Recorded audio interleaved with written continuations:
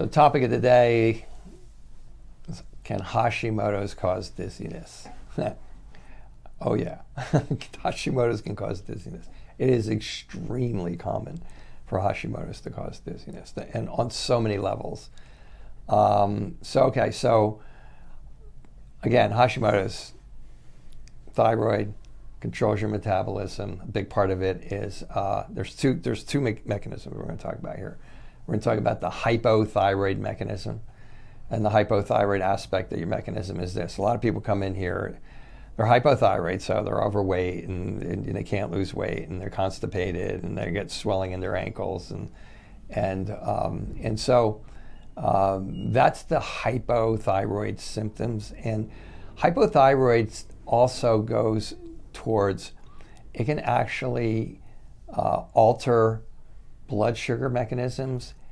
Hypothyroidism, despite the fact that you put on weight, can actually cause low blood pressure.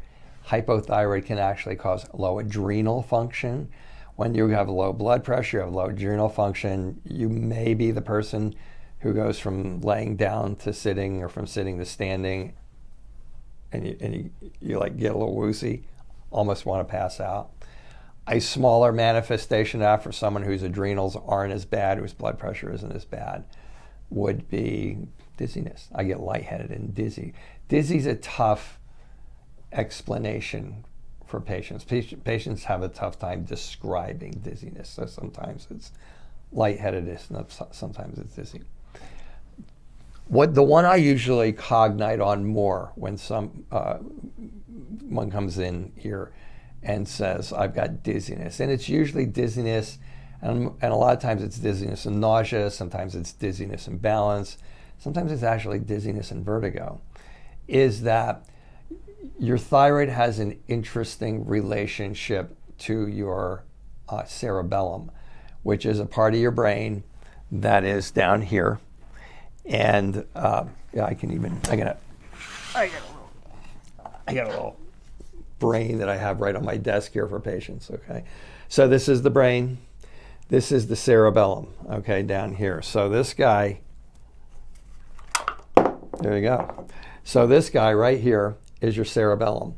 It's called the little brain, and your thyroid has a direct relationship to this cerebellum. And here's how it works. When your thyroid gets attacked, there are by your immune system, because you've triggered it some way, there's a direct relationship in the sense that there are metabolites in this cerebellum that look exactly like metabolites in your thyroid. And so this is something called molecular mimicry.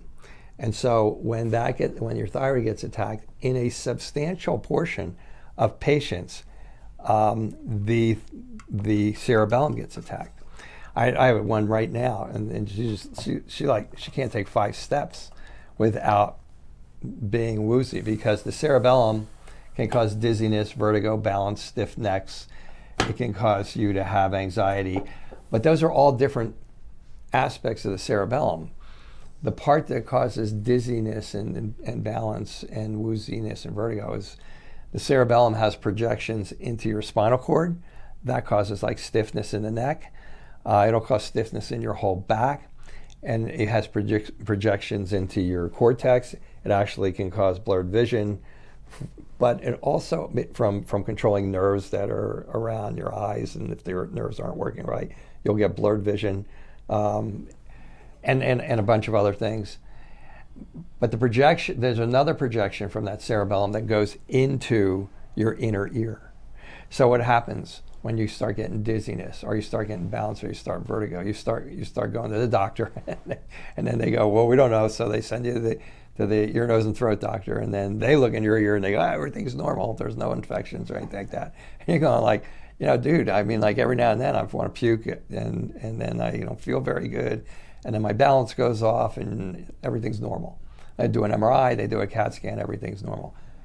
99% of the time, if you have Hashimoto's, it's because of the Hashimoto's.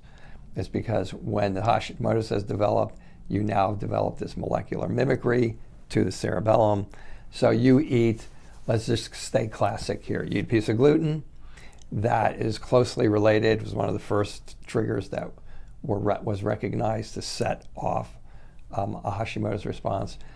That gluten also has molecular mimicry, by the way, with the cerebellum. So you eat the gluten, sets off the thyroid and the cerebellum. Next thing you know, you have all the thyroid symptoms, and maybe you have dizziness, and along with that, maybe you have nausea, maybe you have balance issues, and then, I mean, it could even get into migraines and vertigo, and it gets blurred vision, stiff neck, and all those types of things. So it's really part of a picture.